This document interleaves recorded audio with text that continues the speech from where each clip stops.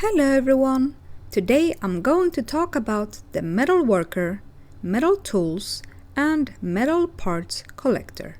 Note that this video will contain spoilers, so if you wish to explore the world of Aska on your own, now is the time to turn off this video. Still here? Good. Let's proceed. I have built my village back to where we left off in the last save. And I have also prepared the area outside the mine. I am going to build my warehouses and a new workshop in which I will build the other two very important add-ons. Alright, second workshop is up. Let's dive into the add-ons. We already have a weaver and leatherworker on our first workshop. So next up is the metalworker. Let's get it built. There we go. Metalworker is built and we can see that we have one outfit rack here on the outside, and inside we have storage for blooms, coal for metal parts, we have one forge, an anvil, and a water basin. In order for anyone to work here, they need access to hammers, water, coal, and iron blooms. Let me show you how it works. First, we open the forge and we place inside 9 iron blooms. Then we make sure there is fuel,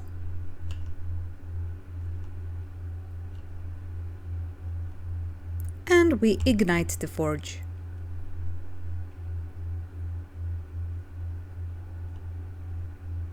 Now if you open the storage again, you can see that all the irons are getting heated.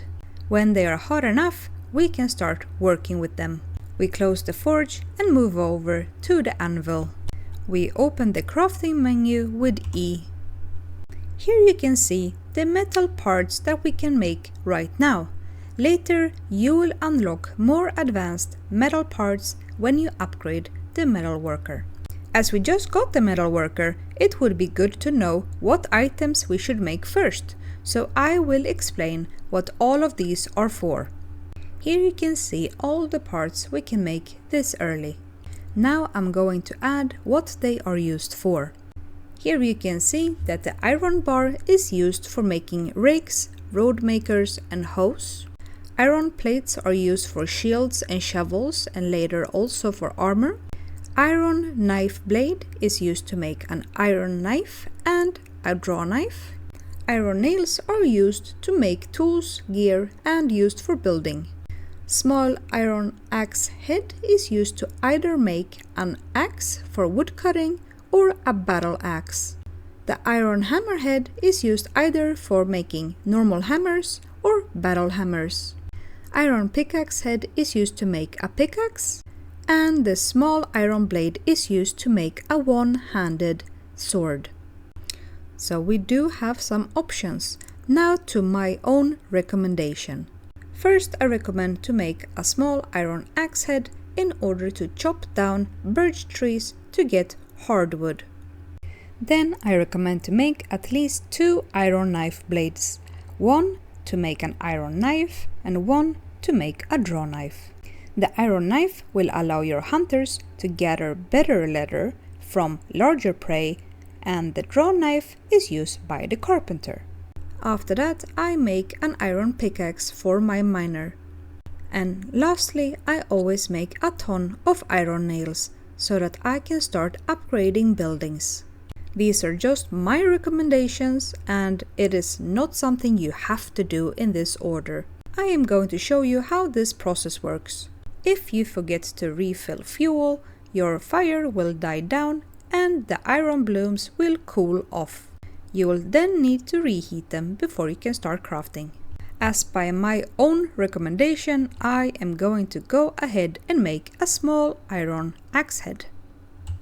The moment I press begin, the iron has moved over from the forge to the anvil and needs me to start hitting it with my hammers. Just as at the bloomery, we need to hit it a couple of times on each side until the coal is gone.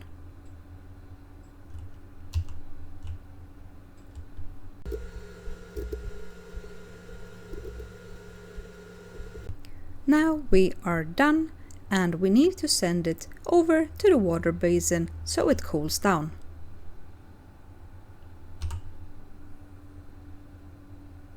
Our first metal part has been crafted. We can now open the storage and take it out. Now, in order to make the tool we want, we simply go back to the crafting table.